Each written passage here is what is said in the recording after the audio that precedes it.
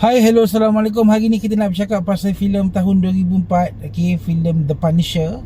Okay, ini ialah aku rasa pertama kali lah filem ni di remake kepada versi real life action. Ketika itu tak silap aku, trilogy Blade pun tengah popular. So ini ialah review aku selepas aku menonton filem ni dekat Astro, tak silap aku Astro apa ni, Showcase. Showcase. So aku dah lama dah, sebelum ni aku dah pernah tonton tapi aku tak pernah buat review. Dan sebelum kita bercakap lanjut lah pasal filem The Punisher ni, kita intro.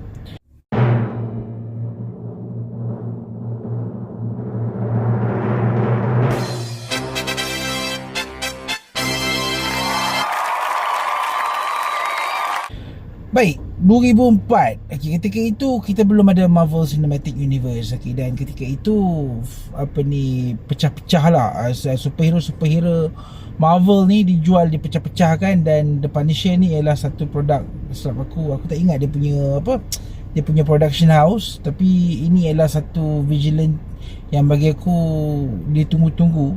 Okay, kita ada kejayaan filem Blade, walaupun drop sampai Blade 3 tu entah apa-apa.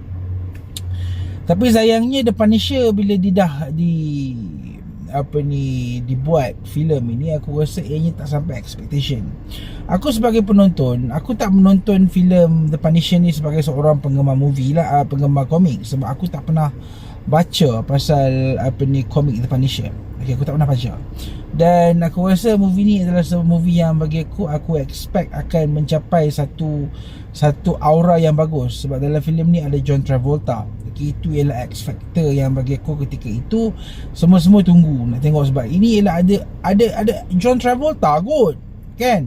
Dia ialah sebagai watak jahat utama. Tapi sayangnya bila filem ni fokus kepada watak Frank Castle ni, yang kematian isteri dia dihidupkan, bukan hidup kembali, dia disembuhkan, hidup, kemudiannya menjalani kehidupan rumah flat dengan 3 orang manusia yang tak kenal dia orang, tapi layan dia ni macam orang yang dikenal.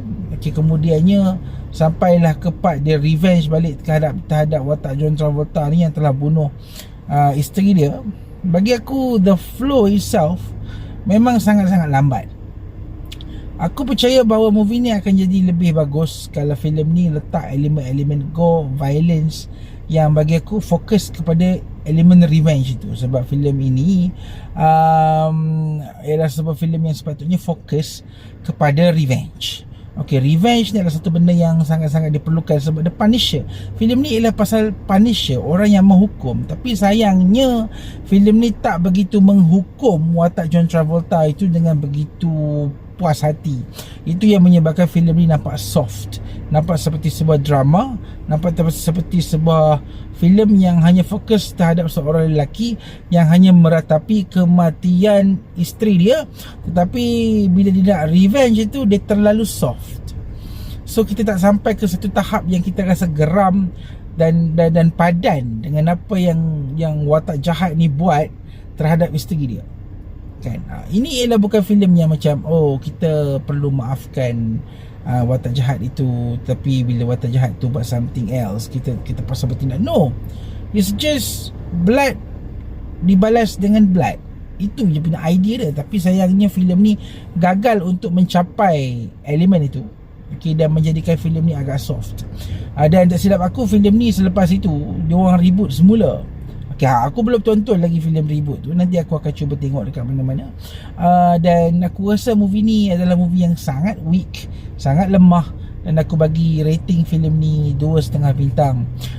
Sayanglah, sebab filem The Punisher ni sepatutnya jadi sebuah filem vigilant. Sebab The Punisher ni adalah watak seorang lelaki yang revenge. Dia tak macam superhero macam Blade, dia ada super power apa semua, tak. Sepatutnya jadi sebuah watak yang bagi kita mewakili manusia-manusia biasa ni. Tapi sayang. So itu je lah aku review ringkas aku berkenaan dengan filem The Punisher. Kita jumpa lagi di video akan datang. Terima kasih. Assalamualaikum.